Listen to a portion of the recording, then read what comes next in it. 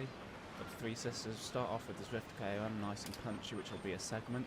Then we go up the Epic KOM forward direction, and that'll be both first cross line points and FTS, and then we finish at the top of the radio tower. So it's a long, hard effort. Just getting to the race, we've not got too long to go. We are joined by a special guest, so unfortunately Snowy, as we saw earlier, as the top individual rider, and took the sprint classification in this zone in the first series. He's going to be joining us and hopefully has a few insights on the race today. We've got about a minute to go, so we'll just jump on and see if we can get in on the chat.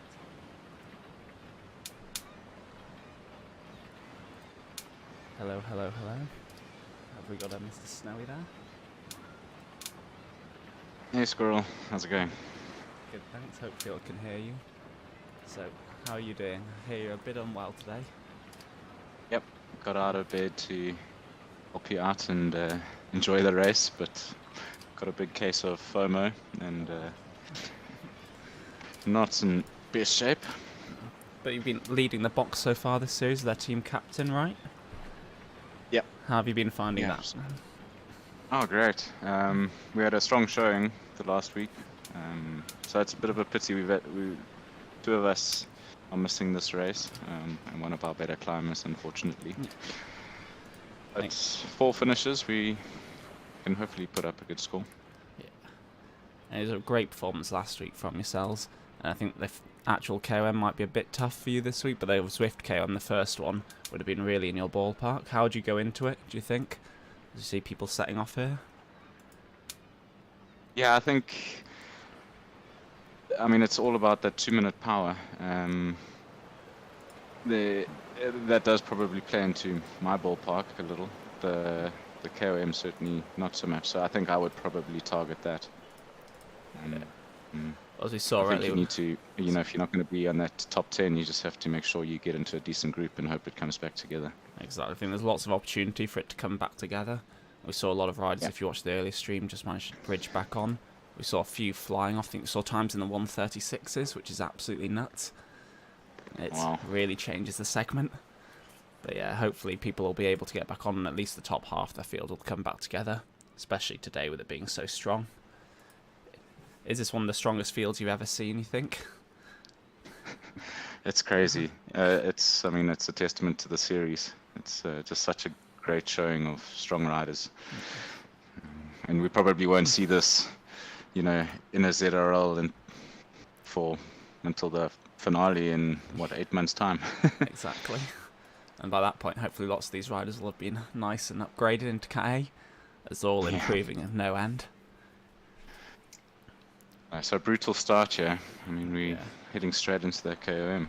So then there is FTS, so you want to see a few people kind of chilling towards the back for positioning. But if they watched earlier, if you're doing 136s, you just can't really afford that.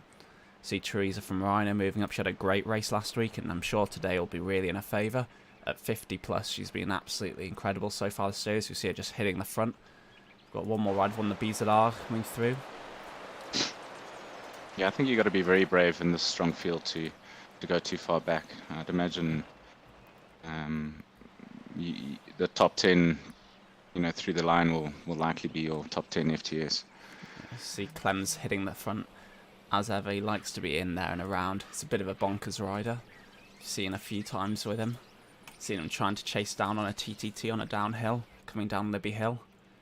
And if anyone's going to do it, it'll be him. But they're maintaining almost 8 watts per kilo to begin with, which is, again, absolutely nuts. I think the pace might slow down a little bit around this bend. Yes, I'm mad. A few people might just target this as their race as well.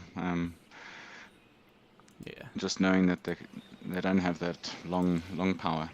Exactly. We saw a couple of people trying to break away earlier. We might see the same today with some of the light riders. See Kilian van der Biel, one of the BZR riders who did really well last season with his team coming in second. He's a really strong climber and did really well in it, and he's just moving his way through the field. So he should do well later on, but it's whether he's going to try and save himself a bit here. He's pushing up to 9 watts per kilo. We've got Robin Anderson up to 10 already. It's very early to be sprinting for the line from here. Wow. God. You see Anderson pushing it really hard here. Coming through hard. He should be just out of the draft now, which is going to be perfect for him. He probably will take it. We've got Simon Don Matros coming through for Watt Fabric. Chris Herzl there as well. And a lot of the Watt Fabric riders just packing out here. Rainer Beckers as well. I'll have Vikland coming through in 5th. It's going to be a really strong performance from the SRT and Watt Fabric there. I think it's Anderson, Beckers, Don Matros, and then Daniel Manelo from OTR just coming through. He took 4th overall there on FTS, but he was just a bit further behind this group. He's been a very strong rider, a lot of good improvements recently. He's been really competitive in things like the Tiny Race Series, which is good to see. Yeah, so that top 5 is really made up of your top sprinters almost. Incredible effort. I'm sure that I was just going through the PBs before this and didn't see much under 150. Exactly. Oh, we've got 12 riders under 140 here, which is absolutely nuts. I think I'd be very disappointed here if you do a sub 140 and you're not even in the top 10. So you see with Clem for the Goosters in 11th. I'm not sure who that is from Cobra Kai, one of the Cobra Kai riders in 10th. Which is going to be hard to see. But yeah, see this group started to form on the road. I think there's about 15 riders in it. And then another little bit behind. It's a little bit stretched out. There does seem to be quite a clean break behind Graham Miller from the box. Someone you must know quite well. Yeah, now we do a lot of racing and riding outdoors together. Oh. When we can. Yeah, so 28's in the lead group. I'd imagine the strongest climbers here aren't too bothered about going hard. Yeah. They'll feel fully confident. I think it's one of the dilemmas for those lighter weight riders, whether they try and kind of push a gap early or follow early breakaways or just trust that they'll be able to do it on the climb, because it is very draftable on this climb, unlike in the other direction. So there is the opportunity for heavier guys just to kind of hold on for dear life. And towards the top, I guess, if you're in there, there's a lot of bumps just before the finish.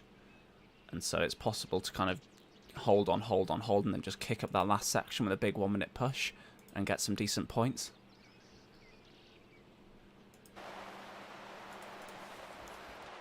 So what have you thought of Graham's recent rise? 'Cause, you know, he's always been there or thereabouts. And suddenly he's been doing, well, not suddenly, but over the past, say, 6 months, he's really pushed on. I think he's now probably the lowest or second lowest ranked rider in the race after Robin Anderson. Yeah, I think a lot comes down to race choice. So targeting those, flatter A races, and he's been, outstanding at timing the finishes. He's got a strong sprint, but certainly not the strongest out there. But he seems to get it right a lot of the time. Yeah, definitely. It's a huge thing, especially when you go up the categories, that timing is everything. You see the big, a lot of these races that are high ranked, they end up having a big bunch finish. And, while you've got to have, decent numbers to be able to be competitive there, when you're talking about 0.1 of a second between, the top 3 or 4 riders, timing is everything.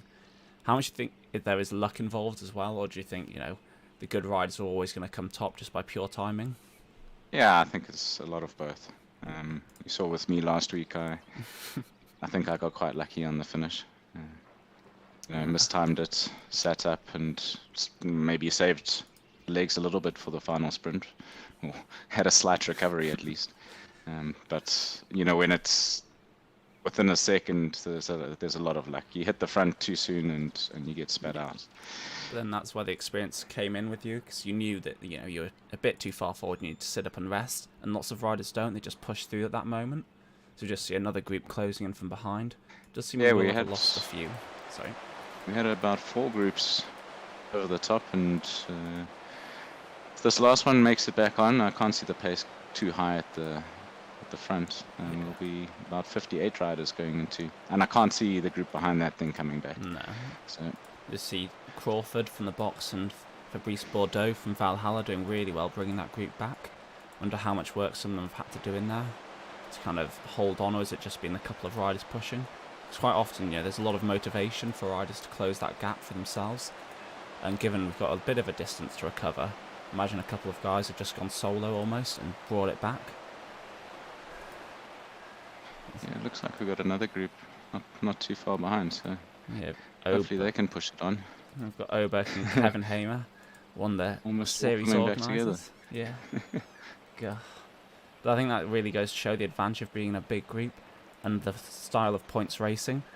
A lot of people struggle when they first move up to kind of especially I think Cat B, sometimes Cat C, where it's you go through the segments and they're just so aggressive, and you think, oh, what's the point? I can never keep up.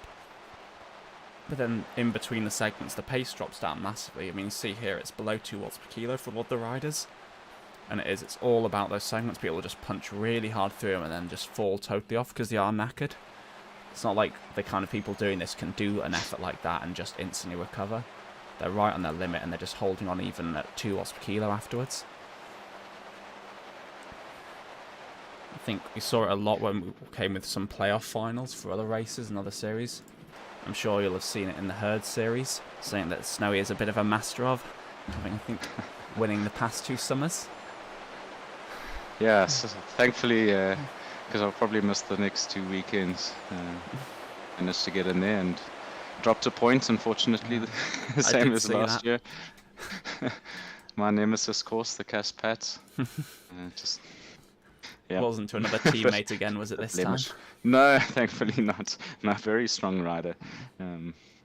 Yeah. He, I thought, let him go. There's no way he'll get FTS on the sprints and the aqueduct, and he did that solo, and then was 20 seconds quicker up the petite KOM as well. So it's absolutely bonkers. All beaten. Yeah. I think that's one of the difficulties. Okay, all coming back together. Yeah, making that call. So you see HISP, 4 riders from the Spanish team working together. It seems to bring it back, or at least to close the last little bit. You saw Oberg from the SRT working hard as well. I think sometimes there's a bit of a dilemma when you have that gap, whether it's actually worth closing it. You see for Oberg with ESRT, he had 4 or 5 riders in his team already in that front group. So by bringing it back, he's probably let a lot more competition into the group, especially some of the lighter riders who might have been dropped. Yeah, I didn't spot any of the... I mean, we've got a couple below the watt threshold Bs in the ride. Not too many, which is nice, but they surely have the big advantage on the long climb. But they did well to stay in the lead group, because I think that 2-minute effort probably pays... Well, it's a bit more suited to the bigger, punchier riders. Definitely, and it's one of those things you notice when you get into those top kind of numbers, above 10 watts per kilo, you start to notice that the actual weight advantage starts to become a bit more significant on the climbs. So while some of these lighter riders might still be able to do, the likes of 12, 11 watts per kilo, 15 seconds, they're doing it at about 600, 700 watts, whereas some of the guys are doing it at 1,000 plus, and that's where the weight difference really becomes noticeable. Yeah, so long as it's not an uphill. I mean, even on the uphill, there's a slight advantage, and I think it does. You start to kind of realise it. If you look back at the times of segments, you'll see some of the lighter riders really doing a lot more work, especially when it gets like, you see Kevin Hamer pushing the front again, just wanting his moment of glory. But he's done really well to get back on the group, because he was one of the few riders in that latter group to join back on and get dropped. Yeah, we'll probably see.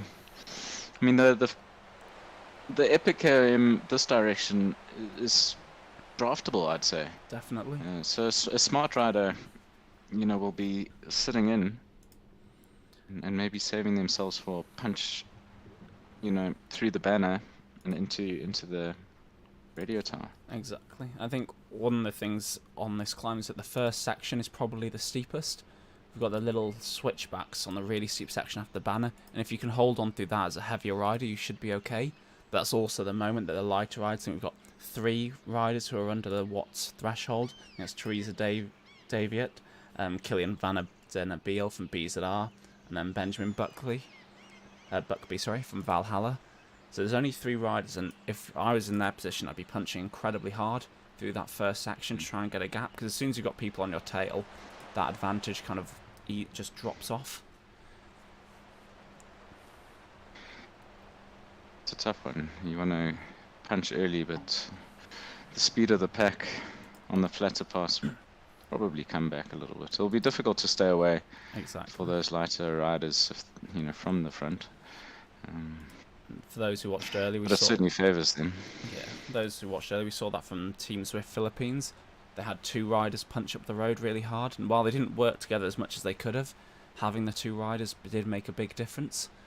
And they had 3 more in the chase group, so even if it had all gone wrong, they had more who were a little bit fresher, who just sat in. So it's a really good move by them. But I think in this field, you can't really do something like that. I expect to see, 20 odd, maybe even more riders sticking together from the majority of this climb.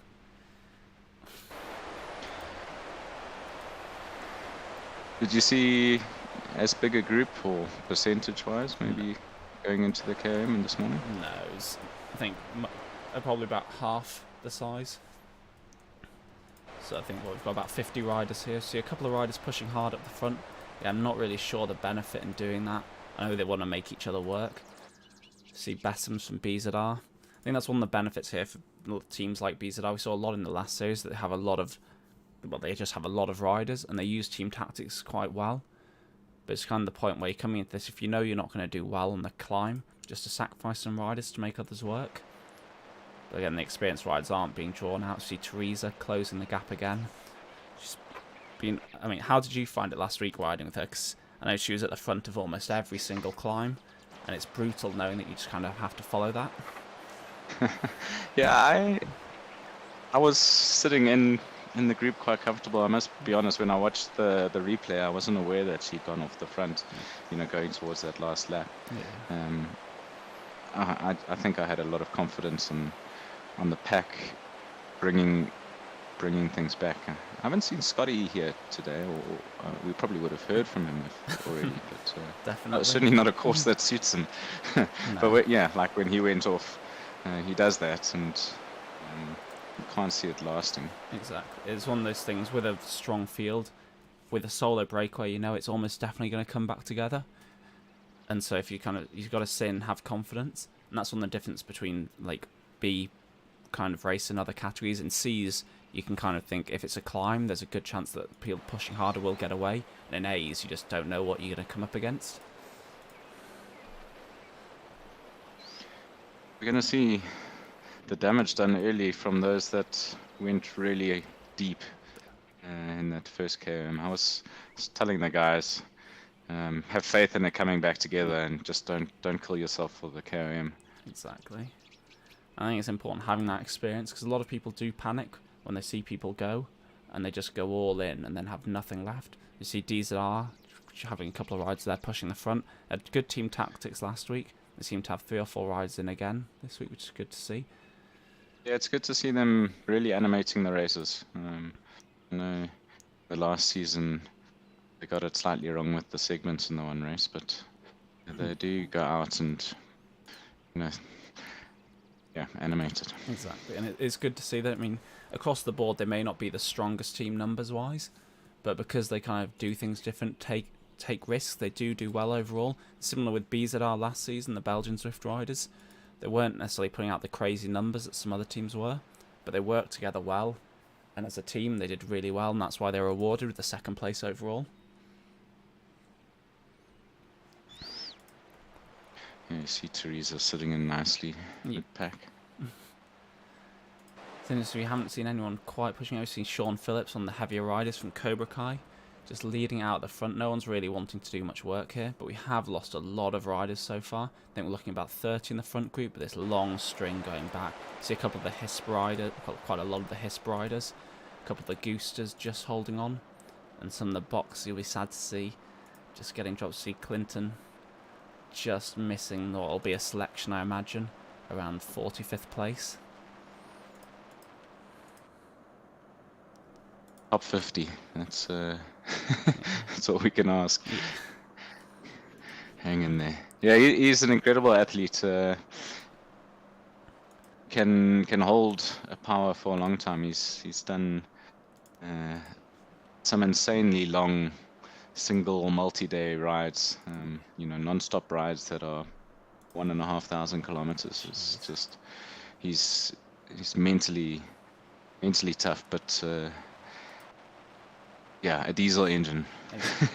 And it's kind of what you need on this kind of course, because people are going to get dropped, the field is going to come apart, and lots of people then will just kind of give in. And it's really important that you just keep going, because you will start picking up people who've fallen off the back.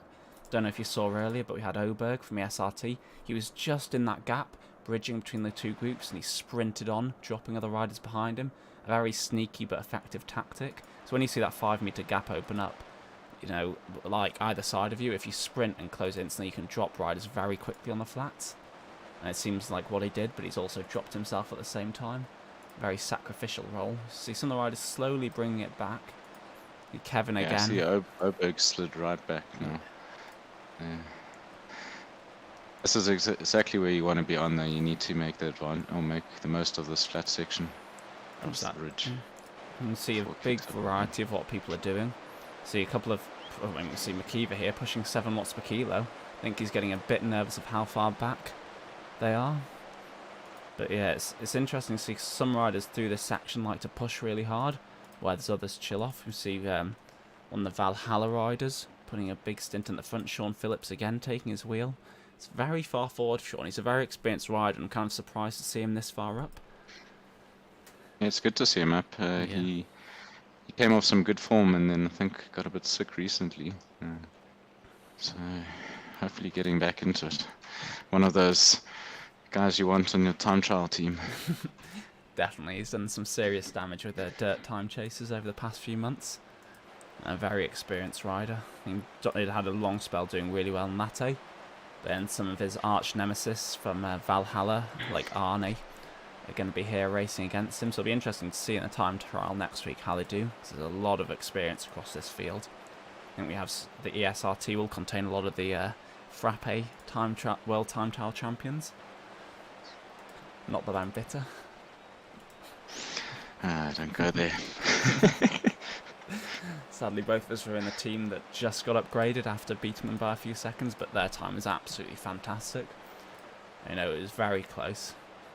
And it's good to see them doing well. They're a very good team, competitive, and very fair. And one of the few teams I really do respect in Zwift.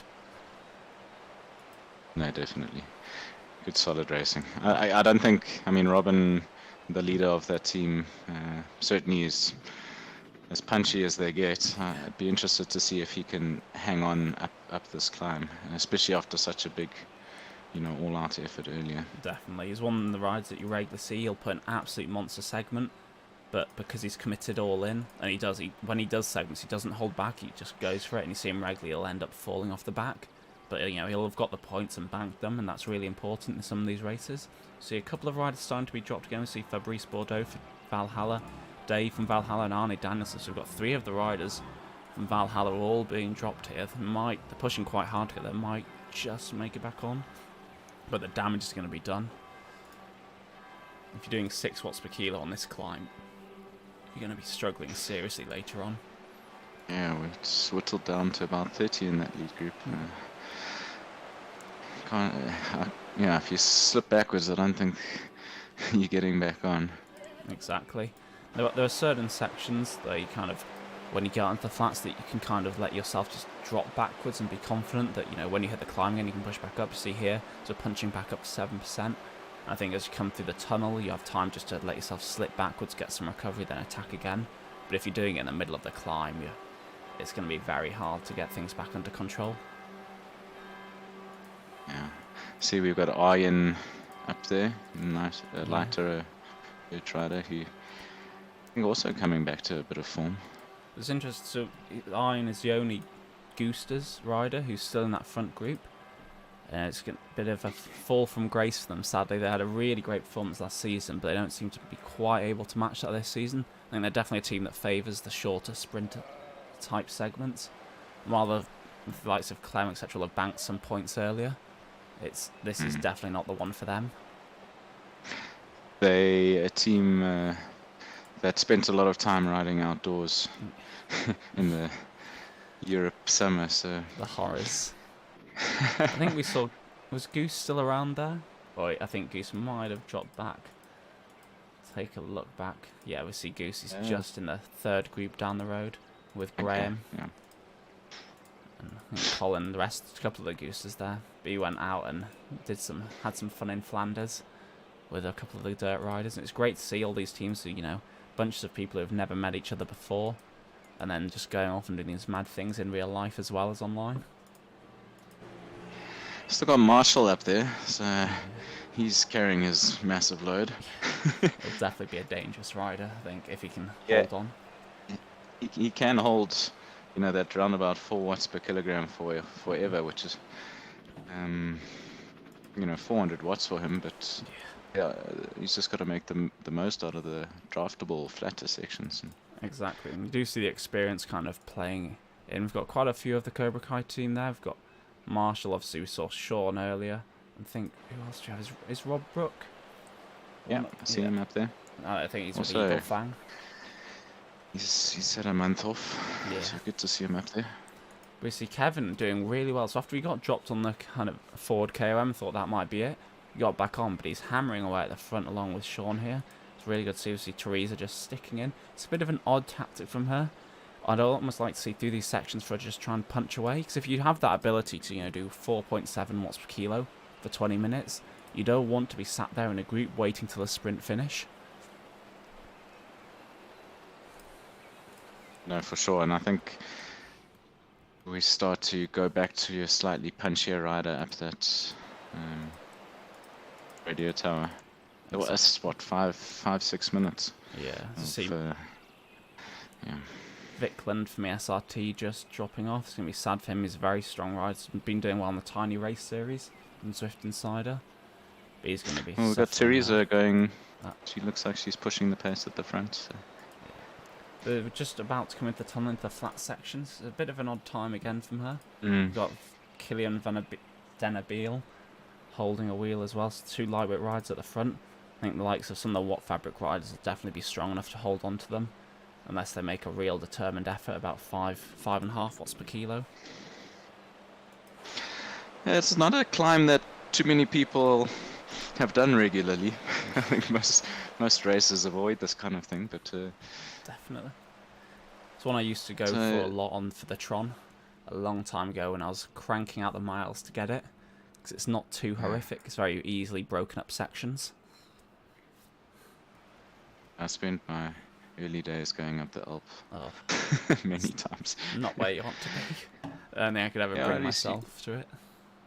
You could always roll down the other side, which... True. And Paul's still up there. Paul Robertson, unshakable.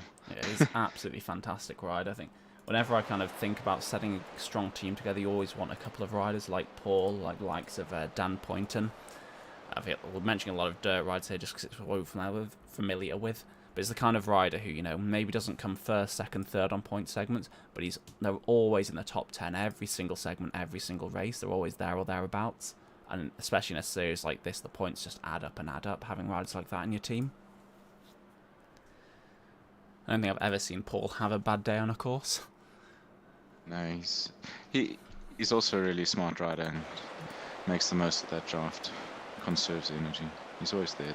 Well, there or thereabouts at the end. So you see the gap's just starting to open up to the two of the lightweight riders, Teresa and Killian Van Den Abeel. Realistically, I think they need a good 10-15 seconds when we come through the lumpier section, as it is so punchy. You see a lot of these riders in the chase group have very strong sprints, and as they take the kind of the weight and the momentum of a group of 20, 30, I think it's about 20 of them, they're just going to catch up any gaps so quickly. And so these two up the road, they really need to make the move. That's why I was suggesting they made it earlier. They're holding 5 watts per kilo roughly at the front between them, so that gap is going to slowly build up.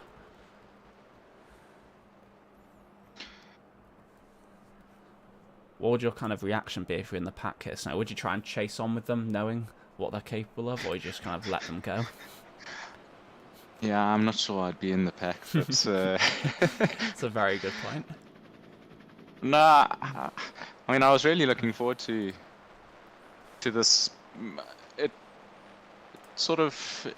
That KOM, I mean, it was brutal, but if it does favor you sort of into your power range, you can get up there and then recover quite quickly. And so I would have liked to have done a good effort. It makes as to where a nice change from Titan's reverse. Yeah, we'll be seeing a lot of that. Yeah, it's my least favourite segment of all. Okay. I don't mind the Zwift forward KOM. It's quite tactical in a way. Especially kind of, you get a little bit of recovery around the bend. Although I'm never sure how much that plays into your favour. Saw a lot of the riders early just kind of going flatlining it straight through there, rather than like recovering in the middle and then punching again, which is interesting to see. What's your thoughts on that side? Do you like to kind of rest on that little hairpin bend on the forward KOM, or do you just go straight through it as if it's not there?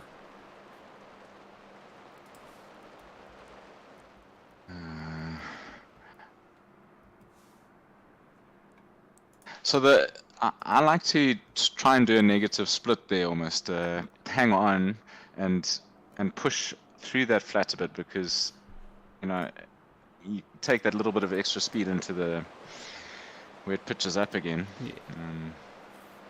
But I'm glad I wasn't out there today. Yeah. No, it's just unbelievable. Bonkers time. So the tactic I generally have gone for is kind of I punch up early and try and get to the front. And while it's less on a very short, 130, 140 climb like that, it's less pounds. Just see a couple of the Valhalla riders making a move here to close that gap down. They don't have any of their stronger riders or their lightweight rider Ben up there. And we've got a Rhino rider. That's a very strange thing to see. McKeever from Rhino closing down his own teammate. Maybe not the tactic you'd expect, bringing the group back, but he's doing well at it, punching at 7, 8 watts per kilo. A very strange Yeah, tactic. Valhalla's in an interesting position because you got Dave at the back of the group hanging on, and teammates going forward. Have we lost any Watt Fabric riders? I'm trying to do a stock take and Take a little look back. There's not too many. We've lost Marcus Witzel, I believe. But I think that's about it. A very strong team across the board. Very fit riders. Yeah. Yeah, I saw Chris Witzel has a PB of 1846 up the KOM, so Absolutely bonkers. well, is with power Yeah. PB, which is manic. So. It's interesting. We've got this little gap that's formed up, and it's starting to become a bit significant. We've got two of the Rhino riders, McKeever, Teresa, and then we've got Valhalla, MV. I'm not quite sure who they are from Valhalla. Take a quick look. It's not Matt Parry. Manuel V. Yeah. Yeah. Manuel Vogel. Okay. But he's doing very well at the front. But because we've got this group of 5, there's a bit more chance that this might stay away through the bumpy section. And the chase group behind is huge. They've lost a couple of riders. We've lost Hawk from Cobra Kai, Matt Parry from Valhalla, Eben. Eben had a great ride last week, regularly pushing the front. He did well in the TTTs. Has he been starting to do TTTs? Or am I thinking of something else there? Yeah, he's been doing some of the DTC rides. But he's been coming on Prefers now, the later riding. Yeah. Yeah, he's very also diesel engine. So. See a couple of the riders Yeah. getting in little super tucks there. Very sensible. But yeah, this, as you mentioned earlier, this front group's absolutely dominated by Watt Fabric riders. I think 3 DZR rides as well. Quite a lot of the Vikings, Valhalla, which is good to see. So Yeah, so I see Manuel's got a race ranking of 600, which probably means he's been off the bike for a little while. That'll be interesting to see whether he's pushing 6 and a bit, 7 watts per kilo. Seems very happy punching up here after doing a strong 20-minute effort. So we'll see where they end up. No, he's been part of their time trial setup by the looks of things. That's what's been keeping him busy. So not much racing. This is a time trial effort up here. Definitely. Just constant big watts. I think what's interesting on this section, you see him pushing off the front of this other 2 guys with him. Teresa and Killian. And we've got Chris Herzl, Rob Brook, and a couple of others, Willem van Kutsum from Bizarre, all trying to bridge across. But kind of through this section, I feel like it's a bit of a balancing act. You want to do work and take the points for the segment, but you also want to save yourself for the radio tower where the real big points are available. Yeah, I mean that 20 points for FTS it allows for a bit of room to move down on the radio tower. But it's worth going. At the moment, it seems to be joining back together, and that means, talking about 18, 17 place in the front group. So that's a big drop off in points. We just get at the segment points up on the screen for you. See Kevin Hamer I don't know if he's going to quite make it back on. He's putting a big effort. Keldgard, who saw attacking a lot last week, he's just punching away, stopping Kevin getting back on. Absolutely brutal. Yeah, No and you chill can't there. be off the back when they start going down now. No. That pack's going to move much quicker. I think Kevin's going to be getting the big DQ arm out there for Kelgard. Won't be happy about that. Yeah, as soon as we get onto the downhill, it's so hard to chase back on a group. Kevin's putting a big effort. He might just do it. He's closing that gap, but it's a big ask if he doesn't get it before this steep section. Yeah, I mean, he's working much harder than those in front, so there's a chance. Yeah, I'll just put the finish points up on the screen so you 10 can meters back. so you can see the difference. But yeah, he's managed to come on. He's put in a little sprint there. And he's done really well. And that's the kind of thing you have to do. You have to close it early. But it's going to be how much he has left. So he's got to get up and out and punch up again. And it's really important to punch up the first start of this climb and maintain that speed. Yeah, gets himself back into a good position. Use that speed. So it looks like the lightweight rider's attack hasn't quite paid off. Or the attack from the Valhalla rider.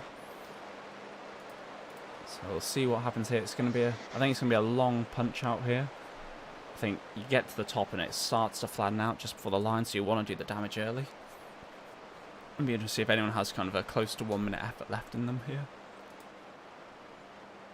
It's definitely going to suit some of the Watt Fabric guys, who are generally a bit more that way. Although we saw in some of the championship rides since last season for other series that, you know, they'd get in the right position, but they wouldn't quite have it at the end. So it'll be interesting to see if they do here. See some of the Vikings riders starting to go a little bit, but no one's really kicking off yet. It's all just very chilled. I mean, we say chilled, it's 4.5, 5 watts per kilo, but it's not what we like to see for a sprint.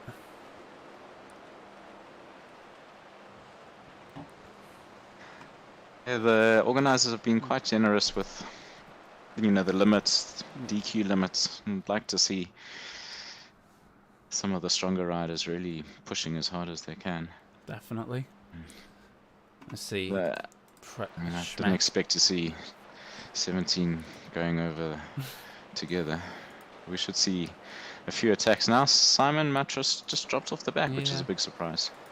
And so a lot of these Watt Fabric guys really going to be on their limits. They've been done really well. See Rainer Becker's attacking early.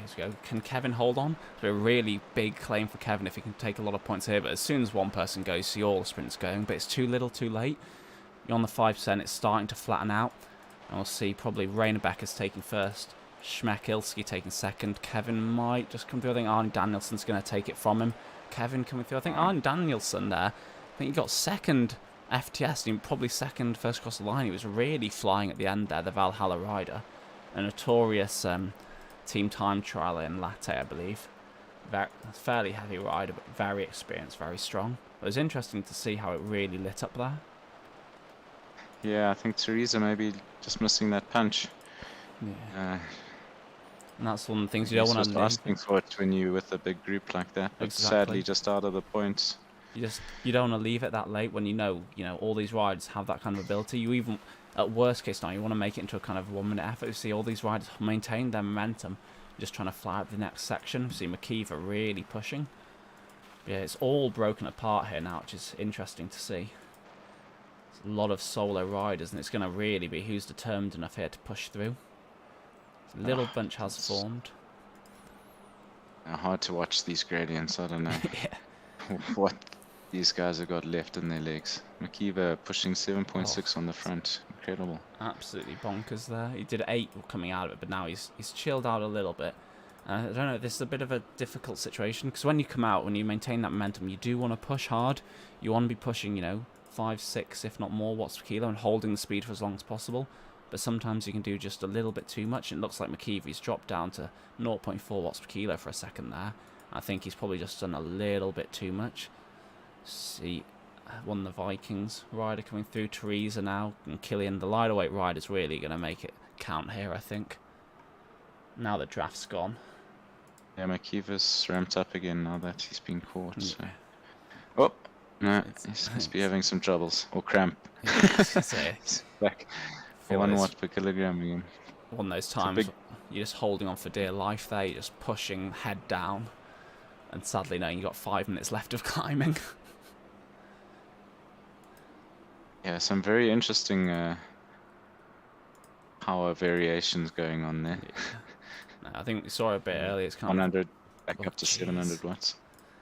Yeah, that's his very strange style, but mean, he might be struggling with the trainer. Exactly. It is one of those 94 things. kilogram guy. I know when I've done some of the bigger climbs with the resistance, it overheats by the end of the big climb.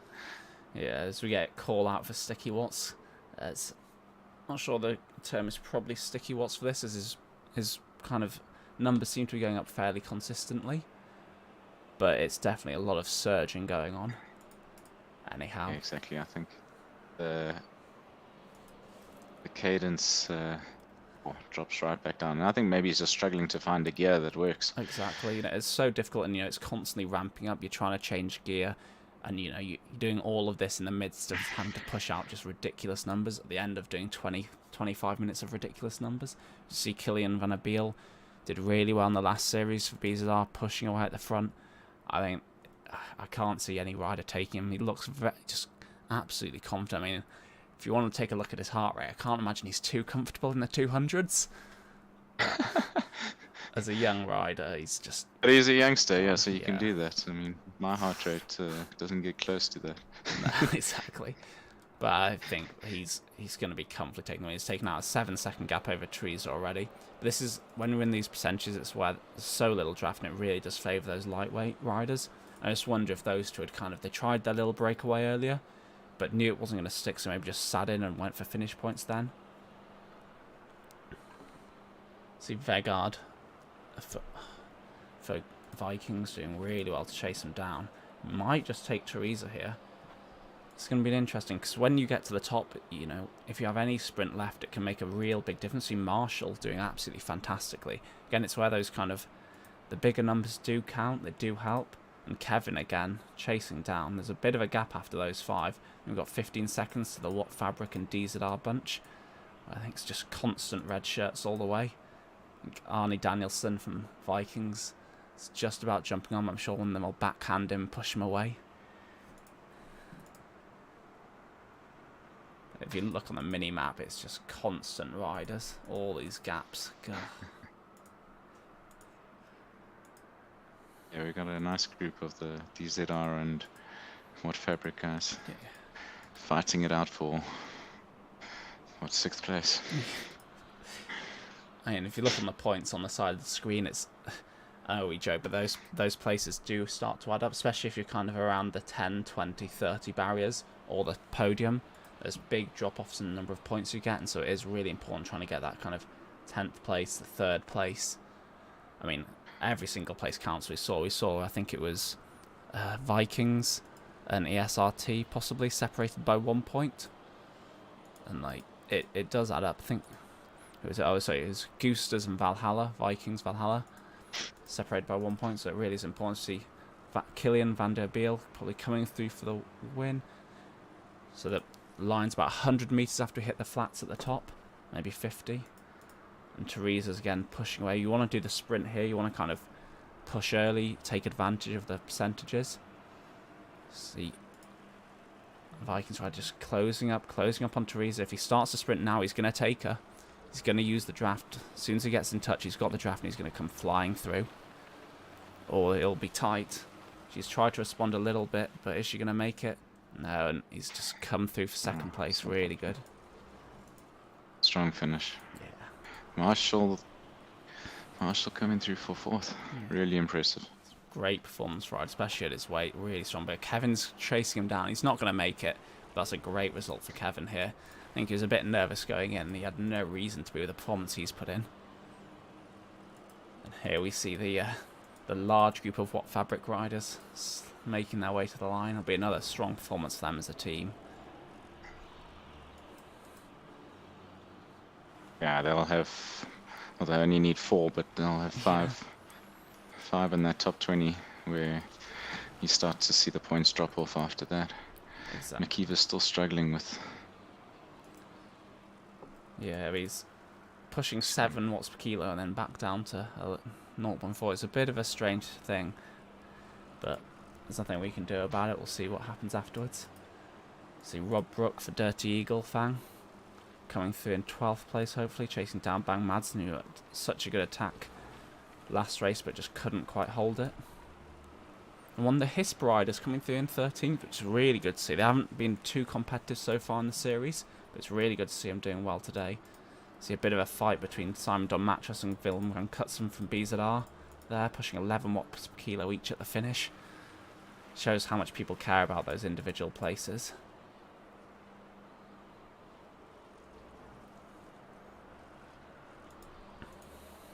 Yeah, that 5-point drop off from 20th to 21st is a big one. Yeah. So that's where you'd be fighting at this point. We don't want to tell them that 4 of their teammates are up the road, but... See Andreas from Cobra Kai pushing very hard here. But yeah, it's good to see all the way back rides are so competitive and fighting that place. See, I think one of the first box backs, James Crawford, doing really well fighting with Andre from the Goosters. Rider used to ride for Evo. Really good to see. Used to become really up against him. Used to really admire him. He was at 93 kilos and competitive on some of the climbs, which was great to see. Yeah, James and Eben up there. They were definitely where I'd put my money from the box side. Definitely. I think this is one of the telling things of this series. You know, you're looking at 35th place, looking at the likes of Jan Lindqvist, Bosco Uribe from Valhalla, Sean Phillips from Cobra Kai down in the 30s, Colin Brown 40th place, Magnus Ficklund 41st. It's just incredible the depth of some of these riders. I mean, look at Goose in 45th, Graham Miller, the second top rank rider, 51st. It's just, this field is just absolutely nuts.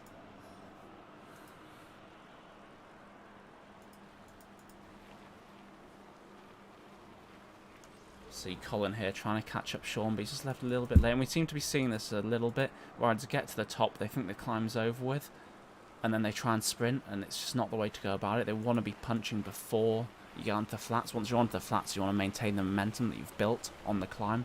See Berkman's doing really well, doing exactly that. Just sprinting a little bit. Bordeaux tried to chase down, but it was just a little bit too late.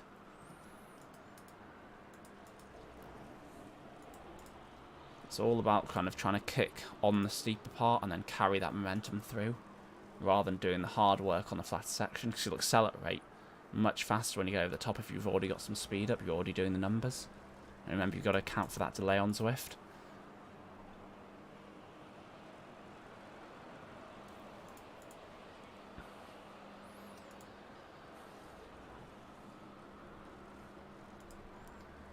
See Burkhardt from BZR.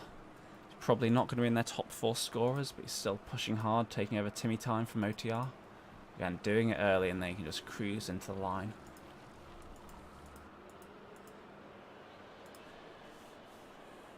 How have you thought about the box performance so far today then, Snowy? Now we've got a couple to come through with Bryce just a bit further back in 64th.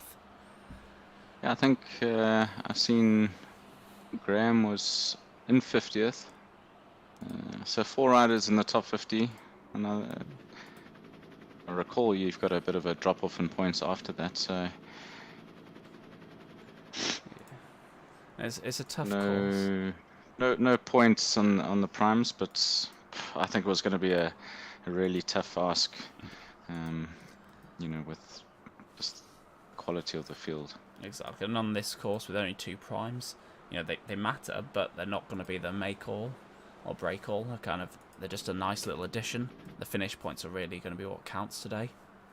Yeah, consistency there. But look, you're going to find a lot of those primes in the top 10 finishes. Yeah. So having 1 or 2 or 3 up there is definitely going to be. I think you'll see some big gaps between the top teams tonight, and definitely, and a very busy mid-table. I think it's one of the really interesting things. For those who were here last series, we saw between race 1 and 2 that the table almost flipped.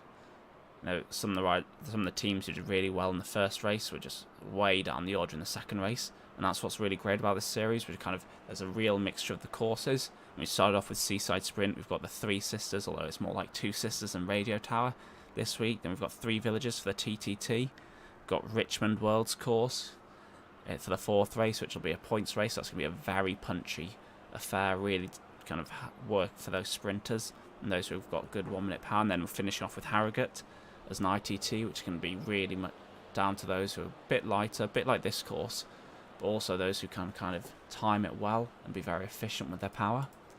So which of the remaining courses are you most looking forward to, Snowy, if any? Because they all seem quite horrid to me. Yeah, I'm hoping to be feeling a bit better by Thursday, because we've got the TTT already this week. Yeah.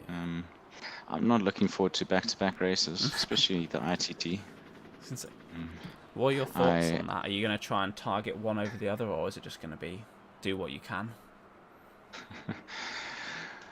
I'm not sure. I think a bit of a break going into the DRS Season 1 and tried that ITT at power that I thought I had and blew up spectacularly. Yeah. So I'm hoping to save a bit of face in the ITT. I mean, I think they should suit me. Punch on the little climbs and fairly high watts. Yeah. Knowing how to manage that power, I think, of a rolling course. Oh, it's definitely a challenge, and being comfortable at those numbers, because you can kind of say, oh, this rider should be capable of these numbers, but it's one thing to be capable of them, it's another to be able to get to those numbers and not just panic. See Robin Anderson taking a little drink there, down in 78th place. I think that's one of the telling signs. Those riders who have punched really hard at the start, just falling back through the field. See Clem up in, 72nd place after a big performance on the Ford KOM. Yeah, it's so impressive if you can get through that forward KOM and then keep it up. I think it's one thing to do it at kind of 150s, 145s pace, as we see in some of the kind of competitions, but the efforts we saw today were absolutely max out. There's no way you could hold anything back there and get points, and so to do that and then recover is different. Yeah, it was definitely going to be brutal. You got a kilometer till the start of it and fresh legs, so you hopefully with a good warm-up that's as strong as you're going to be. But certainly 2-minute effort can take everything out of the legs. Definitely. I think that's one of the things I hated about Titan's Reverse. It's so easy to go hard and then just be left with nothing for the rest of the course or whatever race you're on. It's just an absolutely horrible distance. If I've ever mentioned this, but I absolutely hate 1-minute efforts. They're the bane of my life. It's well, for me it's one or the other, really. I think if you do really go deep in that 2-minute area, it's very difficult to then go and climb a threshold. Exactly. That's one thing. Some people can definitely do it. I think we saw with the Dirt After Party a few seasons ago. We were on Innsbruck, and a lot of the riders, I think we did 3 loops of Innsbruck first and then up the climb, and so many riders were punching really hard every single lap, and almost none of them were competitive on the final climb. And it's one of those things, you do have to make decisions, and that's nice about this series, is that there are a few segments, and it's kind of a lot of the time it comes down to choice. Which part do you target? Do you target the finish? Do you target a segment? What do you kind of try and do to make it interesting? Exactly. That's what makes this team racing so exciting, is building a plan as best you can before it. And then watching it all fall apart. It's okay, you only spend a week normally building that plan, and 30 seconds to cry about it after it all goes wrong. Exactly. No, I got it, because I spend way too long planning for these races. Yeah. It's half the fun of it though, because you look forward to it all week, and I certainly build my schedule around it as I get told off for regularly. But it's really good. Yeah, so hopefully we can get a squad together for Thursday, or 8 riders together. Yeah. I mean, it will make a difference. It's an interesting course. Definitely. I think one of the big things that the organisers said, important thing is they want everyone to be able to ride and be competitive. We don't want to kind of have riders turning up not really contributing, and so that's why they've said, every rider take part in the TTT. They don't, it would feel wrong to say, oh well, we're just going to pick, our best 4, our best 6 riders, because obviously some teams will have injuries, some teams will have illness, but if the schedule's been out for a while, and hopefully people have set aside the time so they can get as many riders as possible. things happen, you know, that's life. But it's good to be able to have everyone in the team included.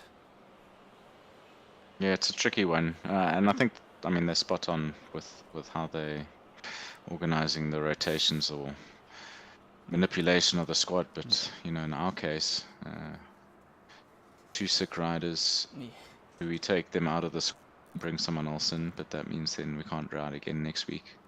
So it's go into the TTT depressed. And I mean, I think last season the box came, I think, 3rd in the TTT. So we got a fairly strong. Well, you know how we like to all experience build a plan. Yeah. But I think that is very important. TTTs. It's good to go into the TTT with a plan. And you know, with 8 riders, you know, you've got a lot of room there for things to go wrong, and for kind of getting recovery in between splits and pushes. Have you got any kind of advice for other teams going in? You probably don't want to tell others on this stream. I've been selling my trade secrets. No, I think you could probably get away with, you know, maybe 6 riders. I wouldn't want to be less than that, but I think, you know, 6 contributing riders or 8. You're right. It's a second. You know, you get into that area where you don't have that recovery between pulls that really struggles. Yeah, so I don't know. I think it is a difficult balance. I think that 6 to 8 limit you can kind of get away with. I remember we did a TTT with 5 riders against every other team with 6 and managed to win. But you know, it's a difficult balance, and you know, it's one where the kind of the strength and depth of the team, shall we say, really shows. So if you have riders significantly lower than the rest of the team, they can't necessarily contribute, and if they do contribute, it sometimes slows the team down rather than actually benefiting them. But we'll see what we end up with. For this, you probably don't go into quite as much thought in putting a team together as you would maybe the ZRL, but having a well-balanced team for a time trial just, you know, it makes a big difference. Having some, you know, fairly consistent raw watt numbers. Definitely. I think if I had to put money on, I think between yourselves and Vikings next week, I think Watt Fabric will be up there as well. They're normally quite a strong TTT team. Between the 3 of you, I think that'll be the podium, or at least top 5. That'd be good to see. But, well, it's not even next week, it's on Thursday. Should be very good to look forward to. See, Antoine from the Goose is slowly making his way to the finish. Really big effort for him. Not sure if there was trouble early on, because he's a very strong rider. But it's good to see him kind of keeping on pushing through to the finish. Yeah, another one of the outside riders in the last few months. But it's all good, building up to some form. And that's part of the kind of equation. You know, lots of people use Zwift in different ways. There's some people who only use it. You know, that's all they do. I'm one of those. And there's some people, you know, it's just a method to get fit for the summer. Others, it's starting to become a bit 50-50. I know a lot of people have started to focus a bit more on it. I know a lot of the top teams, you see a lot of riders, you know, they're all about the outdoors. But as they've got older, as they realise their outdoor career is never going to happen, they've kind of focused on Zwift and done really, really well with it. Yeah, I think we're lucky with our dirt or dads stuck inside. we tend to get stuck inside a little bit more than. I mean, we've just come through winter now, so probably will get out a bit more. I guess it's a bit of a strange thing for you being in the Southern Hemisphere, because a lot of the setup, I think people in the Americas, especially in Oceania, will find this, but like Zwift and especially lots of racers are very much set up and focused around the European market, which must be a bit frustrating for yourselves. Yeah, I mean, it's at least be similar time. I think it. Yeah. We change. Well, we don't have daylight savings, so we get thrown out an hour. You know, during the daylight savings in the northern hemisphere, but the critical mass, is EMEA, and we can fit in. Yeah. What's maybe slightly different for us is we tend to be earlier starters here. So what I'd love to see is early morning racing.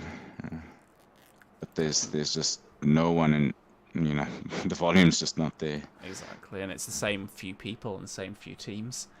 You generally see the early morning dominated by the likes of WMZ, Waratah Master Swifters, and AHDR, and some of the dirt teams. I think NZ Bro is slowly making their presence known, but it's a few solo teams, whereas in the EMEA slots, and certainly as we go a bit further into the Americas, you see a lot more teams and a lot more competitiveness. No, but I think this is definitely where you get that really deep quality field. Yeah. So I think, sadly, we're going to leave Antoine and just take a quick look at the results. I think he'll probably appreciate that after a lot of focus on his effort towards the top.